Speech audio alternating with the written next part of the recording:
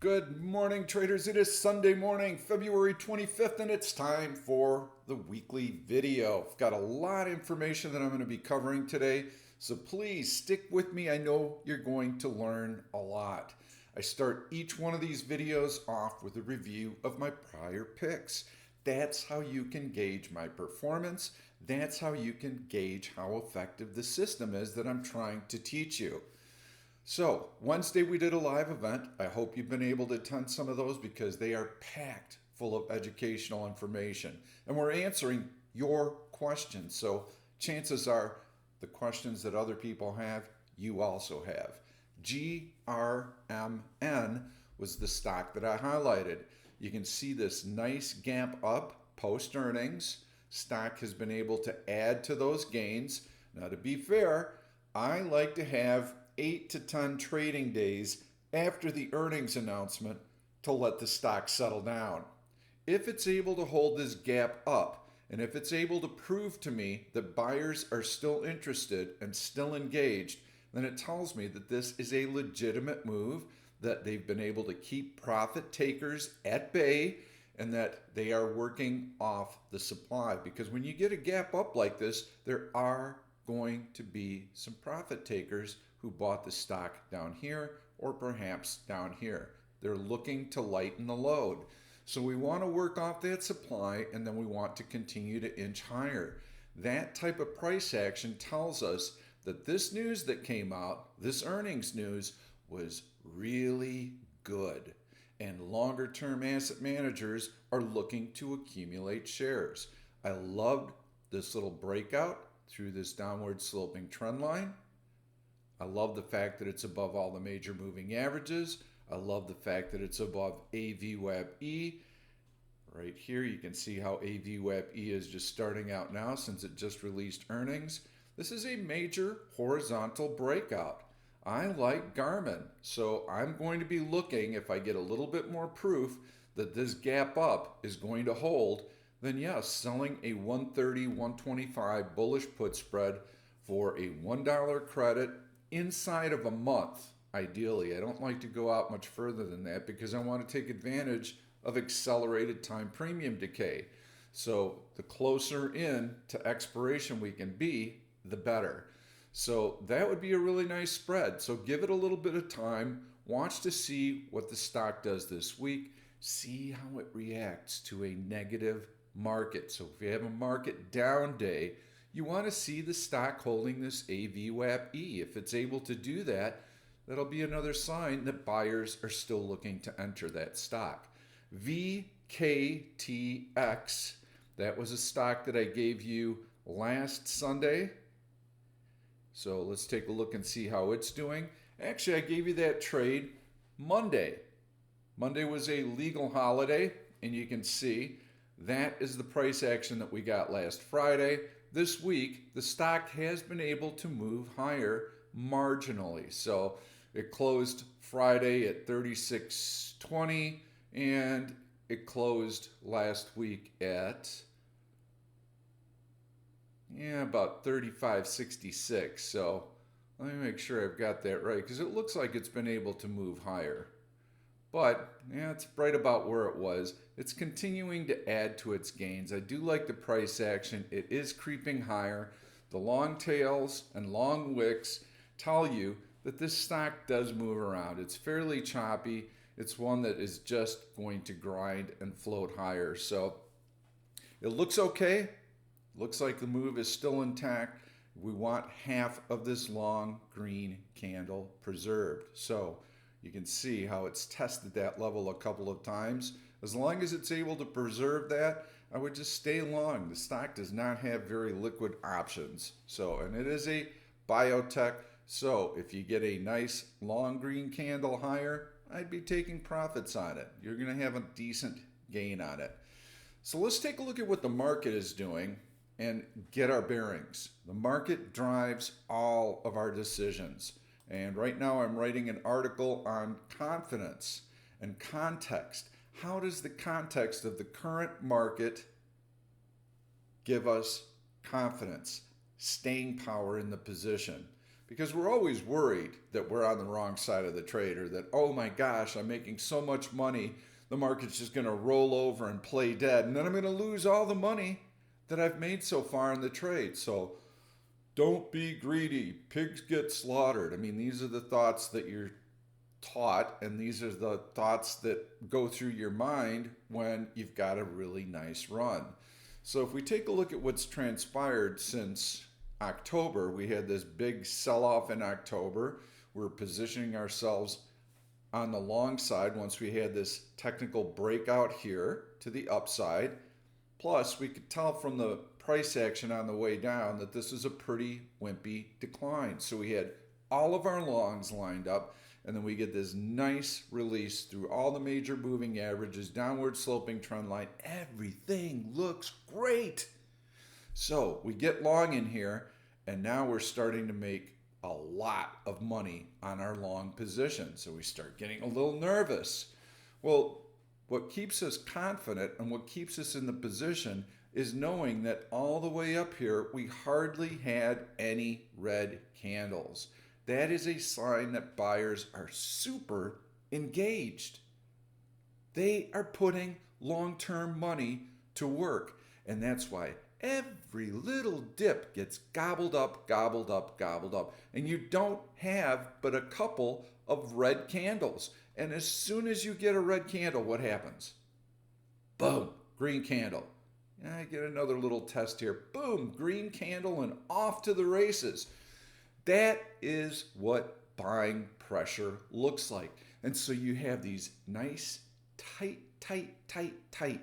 patterns on the way up, because every little bit of supply that comes to market is gobbled up. This is like, I'm a fisherman, so when I go fishing, and let's say that it's springtime, the fish have just finished spawning, they are hungry as heck. That is a great time to be fishing. You put anything in front of them and they're going to take it. So if your objective is to catch a lot of fish, that's when you go fishing. In fact, you don't use treble hooks, you use single hooks so you can get the fish off of your line easier, release them, and get the next one.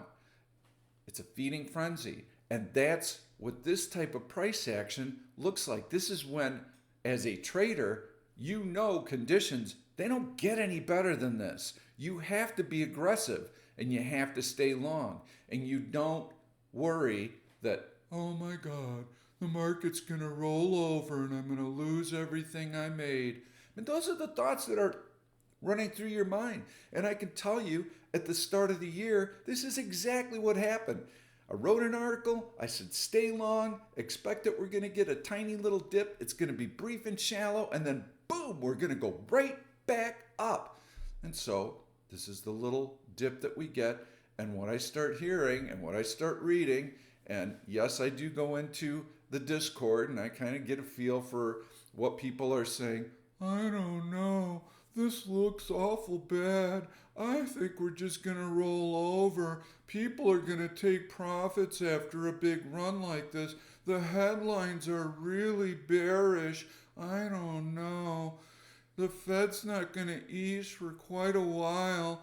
But this is all the nonsense that you hear. And what you have to have is confidence from what you have witnessed and what you have seen. And what you have seen is that buyers are relentless. There are no dips. Why do you think all of a sudden asset managers, after being so aggressive in here, are just going to go, that's it. No, I'm out. Sell everything. I'm done here. They're not going to. These are long-term investors. They're putting money to work for years in advance. And that's what causes this type of price action. So you get your little dip in here and then whoosh, you're off to the next leg. Look at how tight this price action is. So this is all really good in here. And so as we progress and we start seeing, oh, here's a long red candle off of a new high, that's a warning sign. Well, you have to realize, and this is actually where we started to get out of our long positions from all this way up. And the reason for it was we had earnings releases coming out. We had the FOMC statement.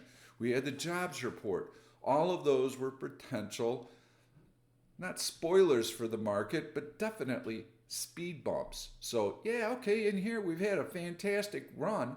Let's see what plays out here. So, since then, we've kind of been in day trading mode.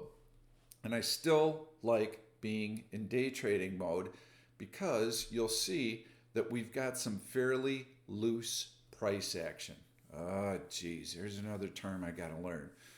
What does that mean, loose? Well, remember how I told you this is tight? Tight, tight, tight, tight, tight.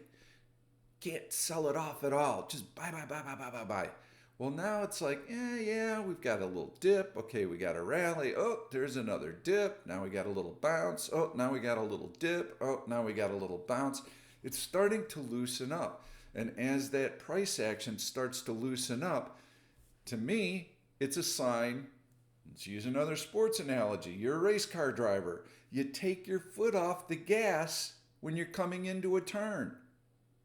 And you look for the signs in the market that you're coming into a turn. Unlike a racetrack, you don't have a defined course. So there is actually an upward sloping trading channel that kind of serves as our racetrack. And as you start getting toward the upper end of it, you're coming into a turn. So take your foot off the gas. Wait to get through the turn and then put the pedal to the metal on the straightaway.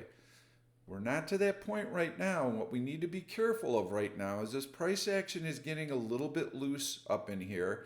If we have a buying climax, this is a fairly steep trading channel. Oh, I'm going to get this question. I just know I am. Pete, how did you know how to draw those lines? Why did you start here? And why did you connect there? And why did you start here? And why did you connect? This is a visual pattern. So there's no right and wrong.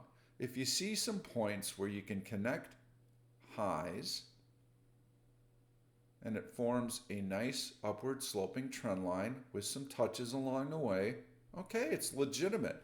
If there is another line that you can draw that connects lows and those lines have parallel or close to parallel, they run close to parallel, that's fine. That's going to suffice. It's going to help us kind of gauge and visualize what the market is doing. So it comes to the lower end of the range and it bounces, goes to the upper end of the range and it retraces. If we get a breakout to the upside and we blow through this upward sloping trend line, probably puts us somewhere around the 520 level, then I feel that what we need to be is very, very, very watchful and cautious. And if I were long in here and I'm looking to just stay the course here until I see something that tells me I should take profits and I get that gap up to a new all-time high and it blows through the upper end of this trend line, I'm taking profits, okay? Then you are probably going to see a buying climax. And that is more than likely to come with a long red bearish engulfing candle.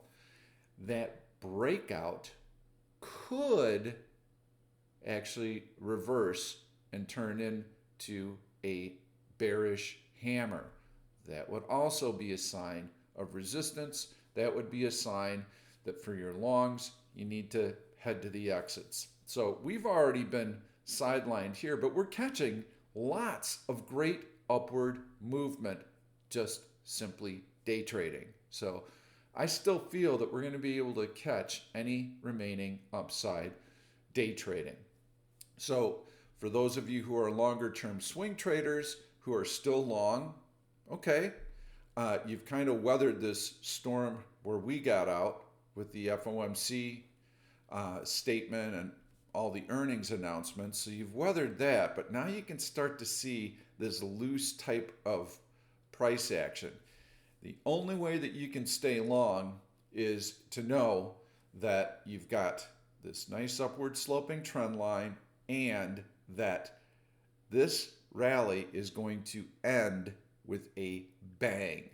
What does that mean? Here's another concept I have to learn. Well, gap downs are really not your enemy. When you get a gap down that's going to search for support, buyers are going to come in once they're confident that the support has been established and the market is going to rally. That results in a nice green candle. Bullish markets open near their low and they close near their high. So those gap downs, and especially if you're a day trader right now, that is our best opportunity to make money because we have that pullback. We can define that support. We wait, double bottom low. Okay, I know buyers are still there, and this is a good entry point for me because I'm going to be joining this longer term uptrend. So that's a fantastic opportunity for us to join that move higher. And you can see that since the FOMC, we've had opportunities to buy. Here, these are all opportunities to buy and to get long without taking overnight risk. So if you're a swing trader who's still kind of hanging in there, you don't need to worry about a gap down unless it's, say, 50 S&P points. Okay, you better check the news then and find out what the heck is driving that big drop lower. That would be the exception. But we don't have anything coming up in the next 2 weeks. The news is very, very light. We don't get the jobs report until March 8th. So toward the end of next week, we're going to get some of the flash PMI numbers. Europe is weak. I've been saying this in my videos. Europe had flat Q4 GDP growth. They had negative Q3 GDP growth. There's nothing going on there.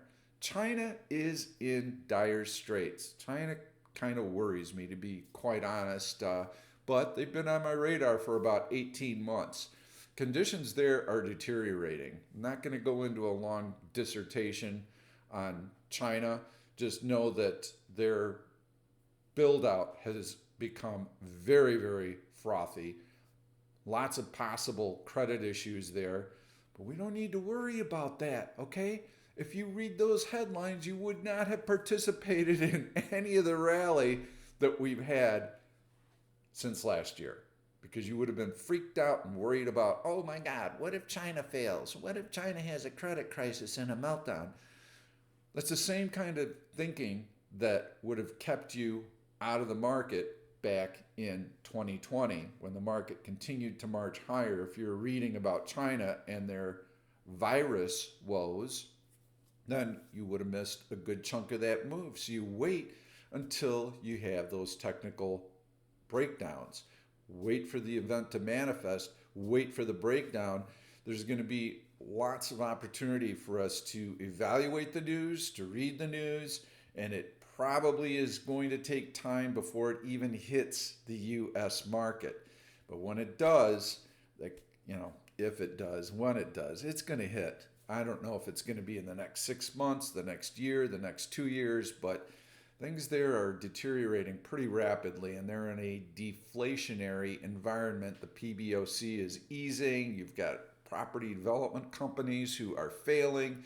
They are blowing up buildings. I've heard that they have estimates are between 50 and 75 million vacant apartments. So massive overbuilding. Projects aren't completed.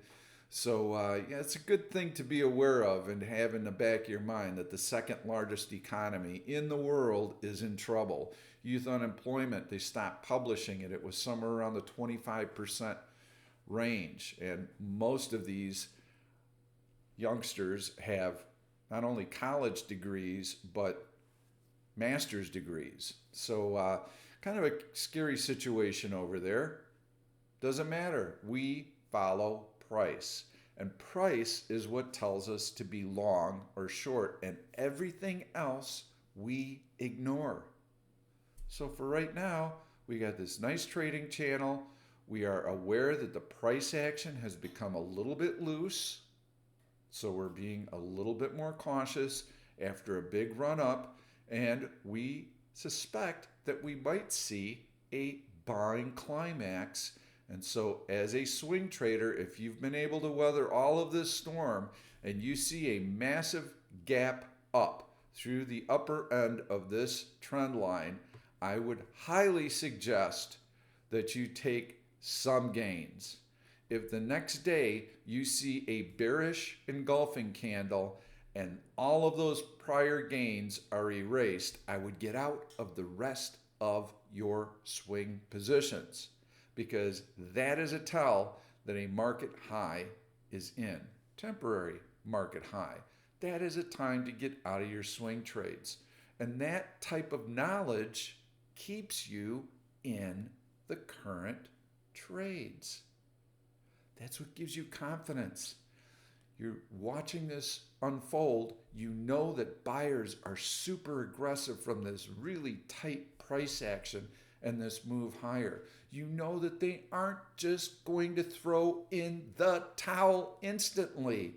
There has to be something that triggers them to start taking profits. And when that news hits and when they start doing it, it's going to bear out in the price action. So gaps down are not going to be a big deal. You just have to weather it. Market finds support, rallies up, makes a new high. It's the gap ups and the gap reversals. Those are the ones that you have to be very, very careful on. And until you see those, which we haven't seen any of them, you stay the course. And that's what gives you confidence. Even when we have that buying climax, what this trend will normally end with, okay, buying climax is different than a normal topping type of price action. Normally, what this will transfer into is a horizontal trading range. Okay, that's pretty easy. Now I can see the momentum has waned. Prices are starting to move more horizontally as opposed to vertically. Okay, this is a good time to start lightening up on my swings. That is normally what's going to play out. Buying climax is a little bit different because it's a frenzy and you get this big blow off candle. Those can reverse pretty sharply, and in fact, most of them will touch the upper trend line, the lower upward sloping trend line, and even breach it because that selling pressure starts to gain momentum. So that's something to watch for. Two scenarios: buying climax, big gap up, reversal the next day. That is a warning sign. Incidentally, short-term day traders, you can day trade that if you're a pro. I would not suggest that for traders who are just learning, because we have this strong move upwards. We're going to see some aftershocks and some movement higher. So something that a pro can be in and out of, take advantage of, but it's much more difficult for traders who are just learning. So those are two different scenarios. We start kind of topping out, we lose our momentum, we start moving sideways, or we get that buying climax. Right now, I am sticking more to day trading. I feel we're going to be able to capture all of that upside movement. I'm also seeing some decent shorts. That tells me, a couple months ago, we weren't seeing many good shorts throughout this entire process here, because the market still had plenty of upside and buyers were still very aggressive. Now, as we start getting into some of this loose price action in here, I'm starting to see some pretty decent shorts intraday as well. So that's just another clue. Another issue that the market has is the valuations are getting quite stretched right now at a forward PE by historic means. No, that's usually a sign that you're going to start seeing some profit taking pretty soon. It's a fundamental piece of information. It's not technical. It's something that you're aware of. The other issue that I have is that it's a very narrowly defined rally. So we're not seeing broad-based movement upward across all the different sectors. We'd like to see the industrials, the cyclicals, the heavy equipment, all of those stocks. If they were starting to rally, that would be a sign of global economic growth, and all sectors would be benefiting, and all stocks would be benefiting. That's not what we're seeing. This is a very contained rally. The biggest tech companies comprise upwards of 25% of the S&P 500, and there are 7 names, so 7 stocks comprise a quarter of the S&P 500. They're the ones driving all of this action higher. That's not a healthy type situation. So another reason to be a little bit more cautious in here. So let's recap everything. If we get a blow-off rally through this, call it 515 level on SPY, and if it happens in the next weeks, it's got to happen quickly. It can't happen like in June. This line is going to continue to extend upwards. If it happens, if we get to 515 in June, well, then that means that we've kind of moved sideways and that the market has gradually inched its way up to 515, and this upward sloping trend line is going to continue to move away from price, and the channel is going to be preserved. So this is not what I'm talking about. I'm talking about in the next week or 2 weeks, boom, skyrocket, lift off. That's what you have to be worried about. Otherwise, probably a more gradual topping out of the market where we get into like a sideways compression, a sideways trading range. It's probably going to be a little bit more likely. So let's take a look at what the price action was during the course of the week. We're going to go into a 5-minute chart. Here's another concern that I have. So let's zoom out a little bit. And there's the price action on Tuesday when trading resumed. Very choppy. We took out the low, but you can see mixed overlapping candles, a little bit of softness. Then Wednesday we get some follow through, but this is very compressed, tight price action. Not a lot of volume behind the move.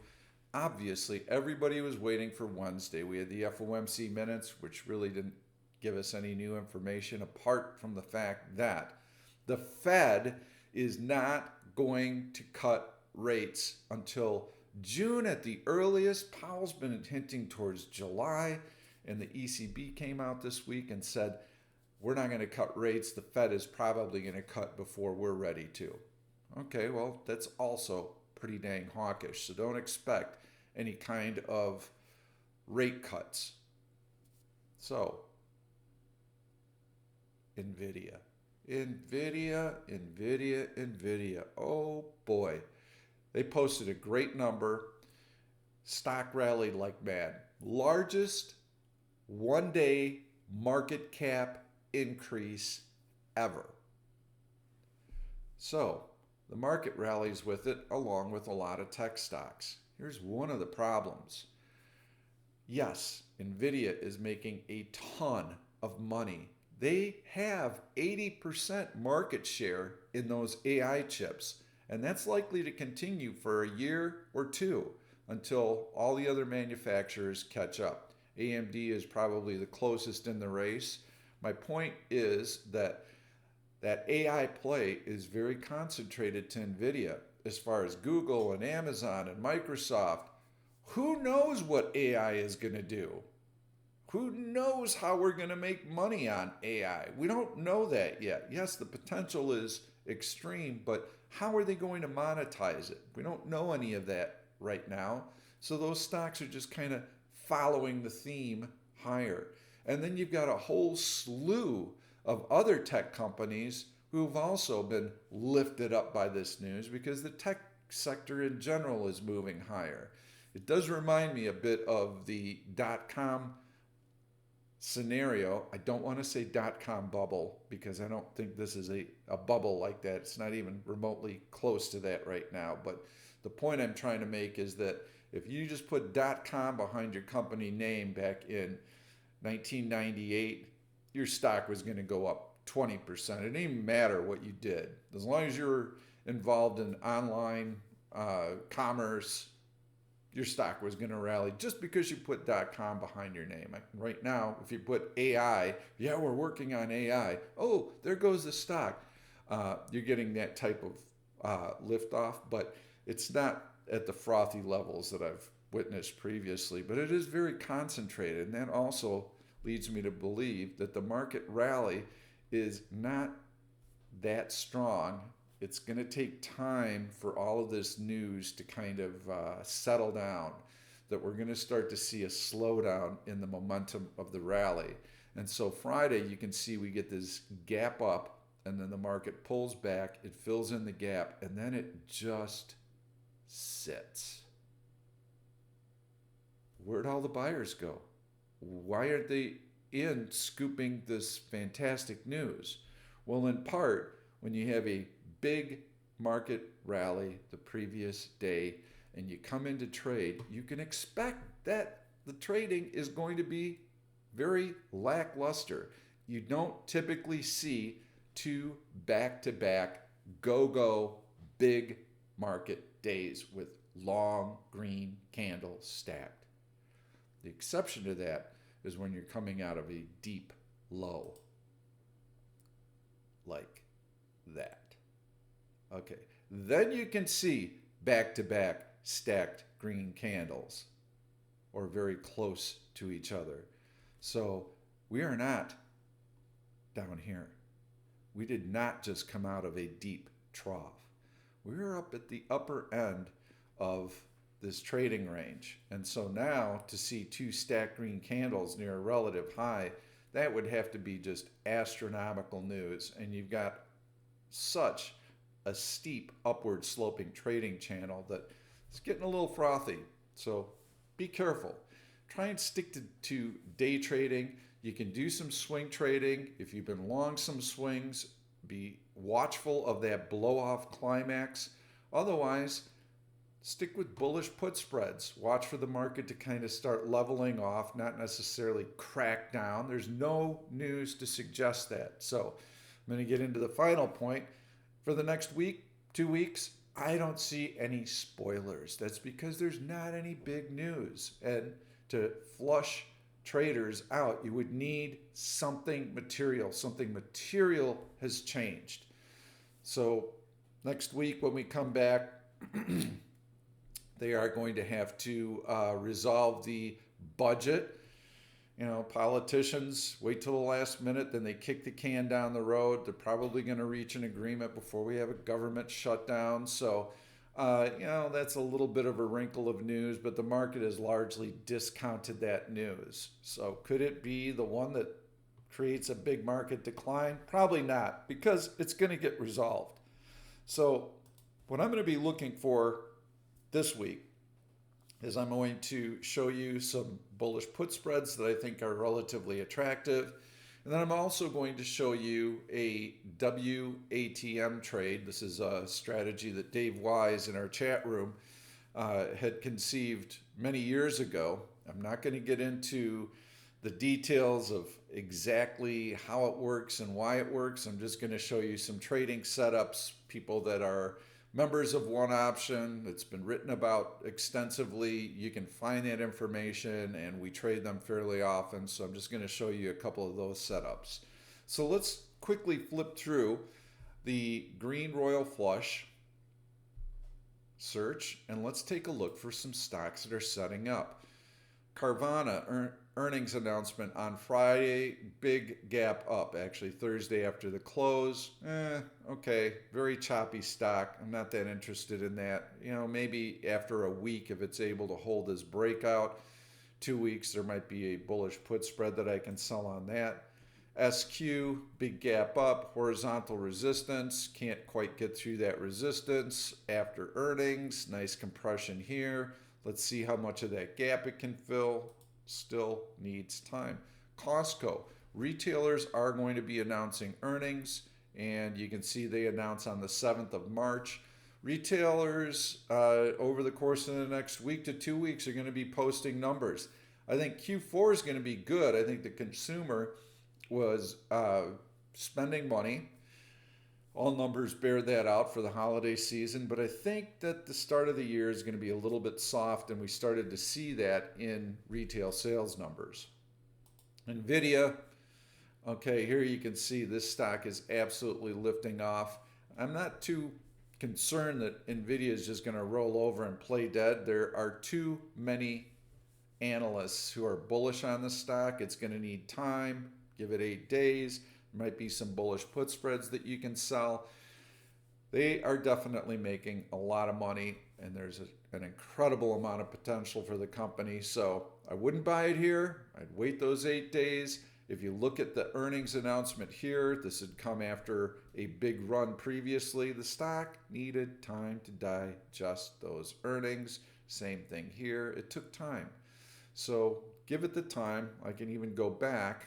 And so even on this big gap up, you can see here's the price action for about 8 days. So if you are go gangbuster, gotta have me some Nvidia, wait.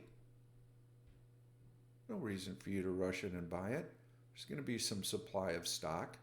You'll have an opportunity to enter and enter well. You'll have an opportunity once support is confirmed to sell some out of the money bullish put spreads, but I would wait 2 weeks. So Nvidia, there's nothing there for us. Dell, this is a nice breakout here. Earnings coming up next week.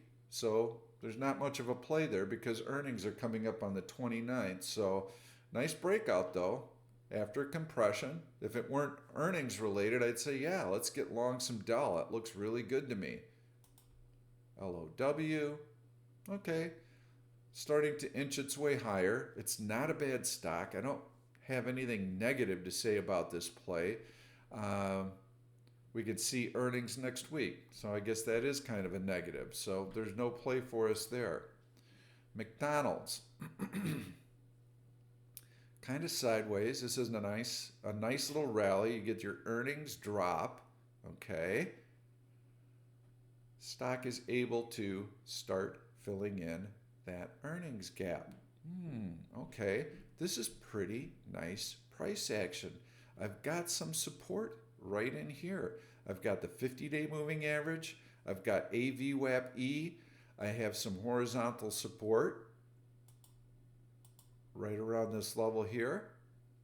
You can see, yeah, we dipped down below it post earnings, but you're going to get some post earnings overreaction. So I'm going to ignore that to a large degree and know that there's support right in this general level right here about where AVWAP-E comes into play. So if I'm looking for a bullish put spread, U.S. economy has been good, especially relative to what's happening in the rest of the world. And yeah, I think McDonald's is going to do well. If I can sell a bullish put spread below that AVWAP-E, which puts me around the, let's call it 290 level, yeah, okay, I'm interested. So let's see what we got. And I'd like to stay, we'll use a March regular expiration if possible. So if I'm going to sell a 290, 287.50 bullish put spread, right now that is 34 cents bid, offered at 56 cents. I need to get 50 cents for this. The good news is that I can see mixed overlapping candles. I don't even have to go into the 5-minute chart. So yes, I like this trade. March 15th, regular March expiration, 2 weeks out, selling a 290, 287.50 bullish put spread for 50 cents. I like that trade. And you would want to make sure that that support level holds. You've got multiple support there. So tick, tick, tick. Pete's not expecting any big moves in the next 2 weeks, barring that we don't get a buying climax in that time. That's the one caveat. We get that. McDonald's is going to rally up, so is everything else. Take your gains and know that we might have some nasty backside. Otherwise, expect the market to just kind of top out in here, do nothing, move sideways, and this spread expires worthless. So if we do take a look at the 5-minute chart, you'll notice, well, let's use a 15 because that'll give us a longer term perspective. This stock chops around. Can't get the spread done right now. Market didn't really do anything on Friday. Choppy stock, probably at some point going to pull back a little bit, probably drop down to maybe this 297 level, 296 level, and I'll have my opportunity intraday to get that spread off. Cool. If I can get my price, I like the stock. So let's see if we can find another one.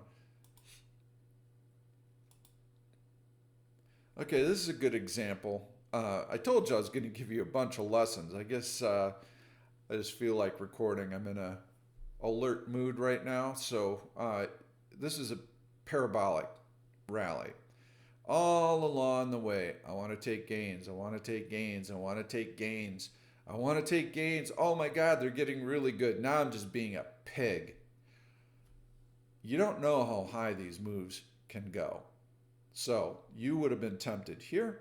You'd have been tempted here. Ooh, definitely tempted here to take gains. But you need to hold the course. And what gives you the confidence to do so is the knowledge that I don't need to get out until I see a red, bearish, engulfing candle.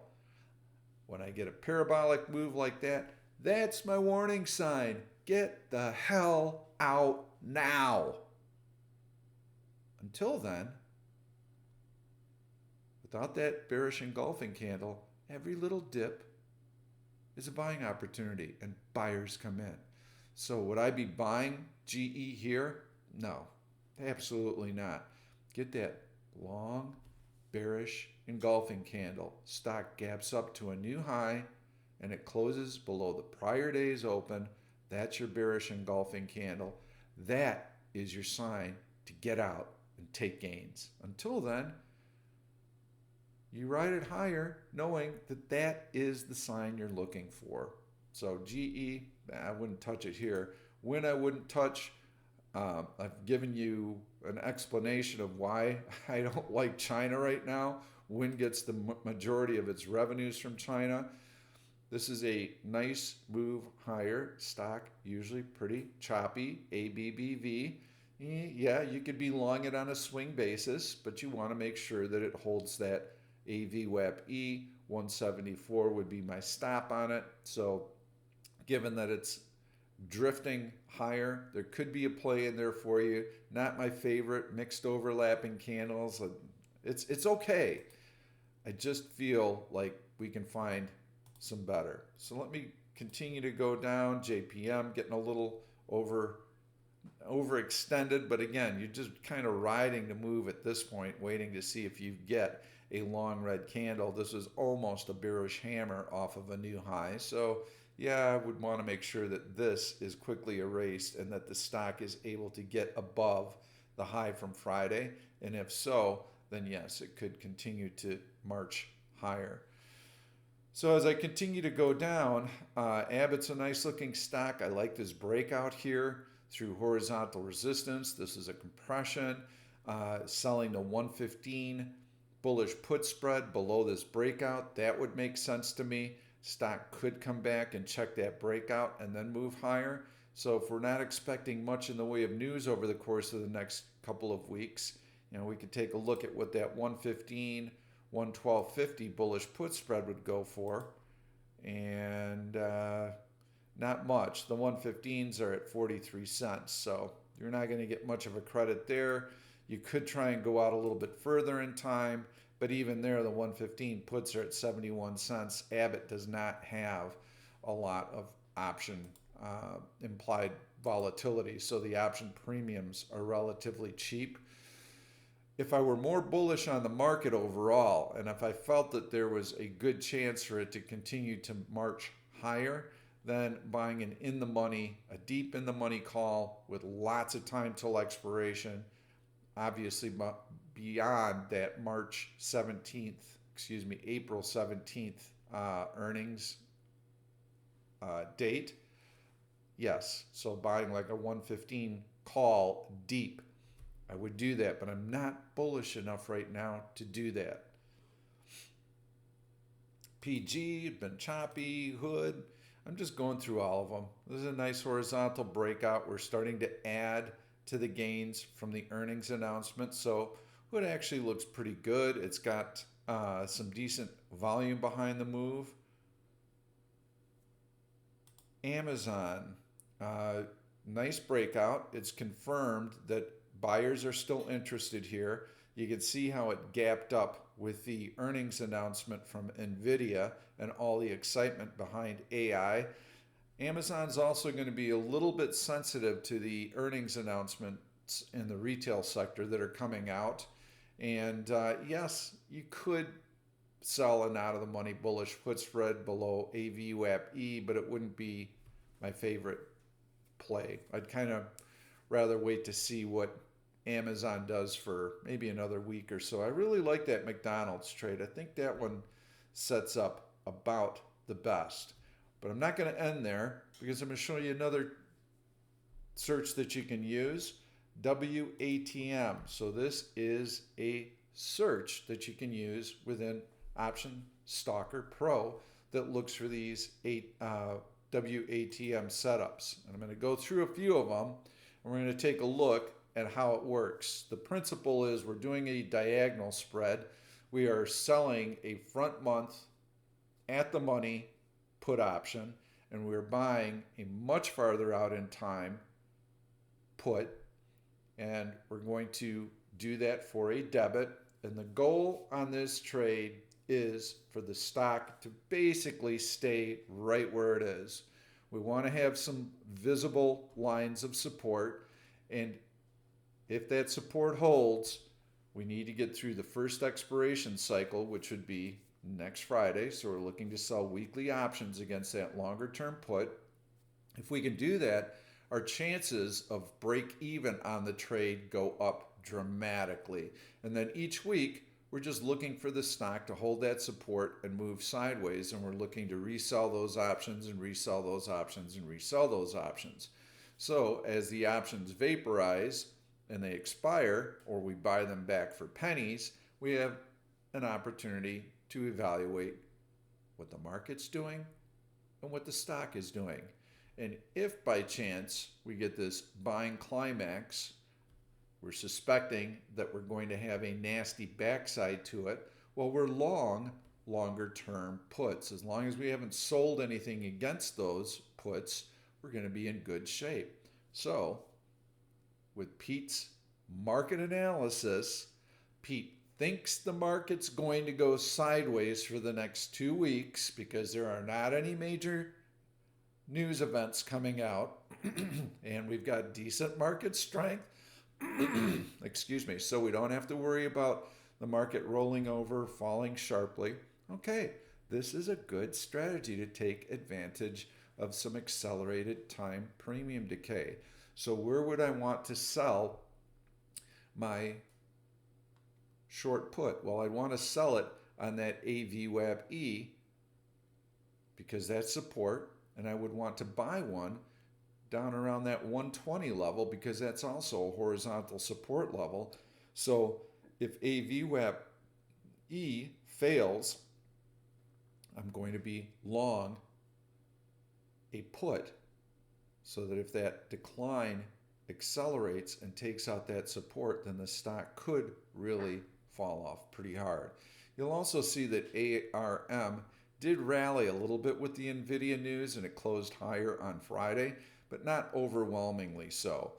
We want to get a nice credit for this, so we're going to look at the March options and we're going to look at the if we can sell the 127 puts, that would be ideal. So let's make sure that we've got enough strikes displayed, and we're going to the 127 weekly option that expires. Oof, those have quite a bit of premium in it, and for good reason. The stock has been very volatile.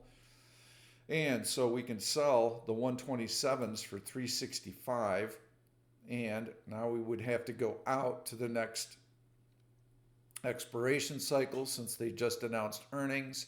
If we went out to April, that would work for us. Excuse me. we'd have to go out to May expiration. These are going to be expensive, but we're getting a lot of premium for these, and we're looking to go down to the 120 strike. So you're buying those options and you're selling the Marches. So again, you're selling the next week weekly option, and you're buying a May 17 120 puts, and currently that's going to be a debit of, let's call it about $12.30. So your objective is to just have ARM sit here. And if it does, that $3.65 that we collected is going to be worthless, and now you're going to own a fairly cheap put. And then your objective is to sell the put option for the next week out. Well, if you do that twice, all right, you've already collected $7 in. So you can see how this is really an income generating strategy for a fairly quiet, fairly flat market. You also don't want the stock to lift off. And right now we're seeing that, yeah, I'm not expecting a lift off. You know, if it had a huge reaction to NVIDIA, then okay, it would have marched higher, and then I would not want to employ this strategy. I'm seeing price compression right here. That's what the search looks for. So let's see if we can find another one. I like that trade. I think it's going to do well. I think that the stock is going to sit right where it is. And you can see, using the 1-0 squeeze indicator, 2 yellow dots, it's compressing. It ain't going nowhere right now. Good. And let's take a look at some of the other. CLSK could set up $14 stock. LUV. LUV I'm not crazy about. Tends to make some pretty big moves. So selling in at the money here, you can see that we're starting to get some red candles in here. Fairly choppy, kind of chunky price action. I wouldn't have the confidence level in LUV. Also, we've got a longer term, boy, that's a longer term trend line. I'm going to set an alert right there, because if it can get through this longer term trend line, I'm actually more bullish on the stock than anything if it can do that. So I'm going to click GTC, and I'm going to click on the high of that bar. And now I've got an alert so that if LUV trades above it, more importantly, closes above it, I'm interested. Hilton just came out with earnings last week, so I think the travel sector is going to be doing pretty well. And I think the major airline carriers are also starting to boost the prices for their carry-ons and their luggage, so they're looking to increase fees. So here we can see stock rallies up, gets smacked down. So if I'm long MSTR in here, how do I have confidence to hold a position? Well, I know I can hold a position till I get a bearish engulfing candle. So yeah, I could have bailed here, I could have bailed here, I could have bailed here, but there was still upside. Now I know to get the heck out of that stock. So given this long red candle here, would I feel confident selling below this AVWAP-E? I don't know. I'd need to see it hold that support level for a few more days. It's certainly going to have the premium in it, so I'm not very excited about this just because of that bearish engulfing candle. Net. So what do we like about net? Well, the stock gaps up on earnings. Got a nice horizontal breakout here, so this is all nice stuff. Comes back, checks that gap, almost fills it in, and we've got a little bit of a rally off of it. I'd like to see it above AVWAP-E, but this could set up pretty well. If it's able to distance itself from this low right here, yeah, I would say this could be a small bullish flag forming right in here, and that could actually be a pretty decent candidate for this strategy. So what we'd be looking at is we would need to sell something that is fairly close and the open or the low here of 97. So let's take a look. Let's see what we can do on net. Could be another one that sets up well for us. So we're looking to sell a 97 put. And there we can get $1.60 for that. And we want to bring in at least 1% of the strike price that we're short, which we're able to do in this instance. That's another one of the caveats for the strategy. And now we're looking to go out and we can buy a put further out in time. Going to have to go May because earnings were just announced, and we'll be looking to buy one below this support level, which that support level comes in around $93. So that's the long strike that we're looking for. And we'll go out into the May expiration and we'll look at that 93 put. We're going to have to go either 95, which 95's okay, we can do that. We're going to pay a little bit more for the position, but it's not going to be as risky because we're going to have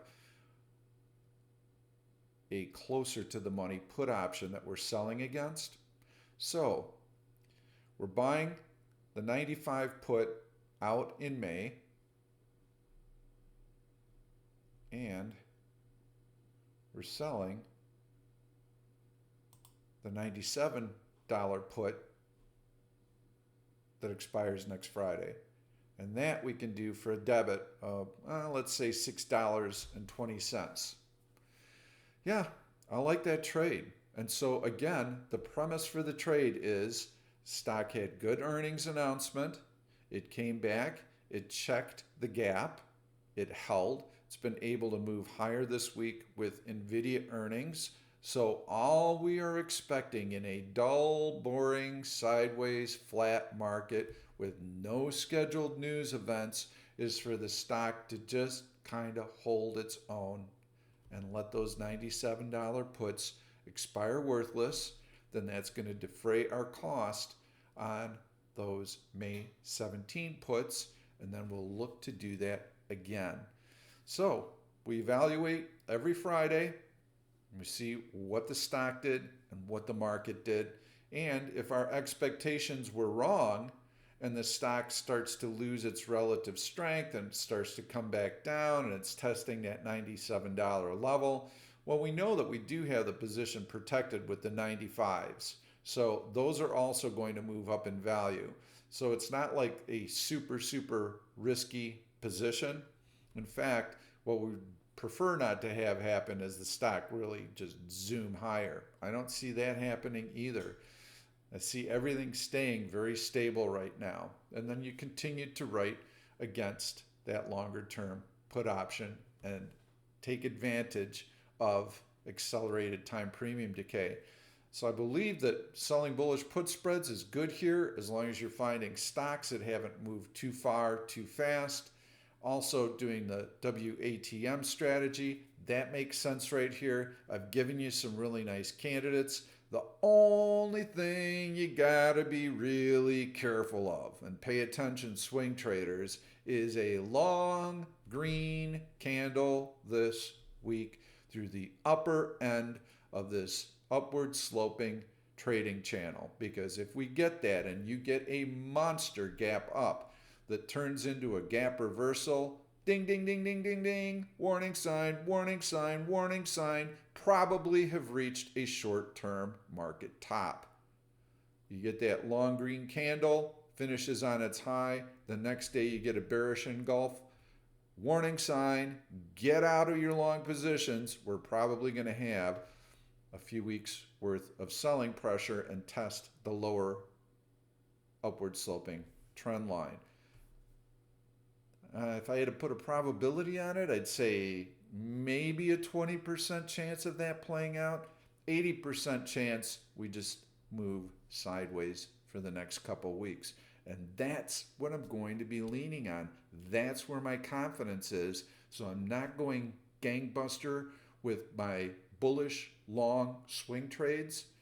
I'm trying to take advantage of some time premium decay, and intraday I'm catching the last part of this move by day trading. That's all I got for you this week. but it's an awful lot. I gave you a lot of information. If you stuck around till the end of this video, congratulations. I think you've probably learned an awful lot. We are going to see you Wednesday for the live event. Trade well.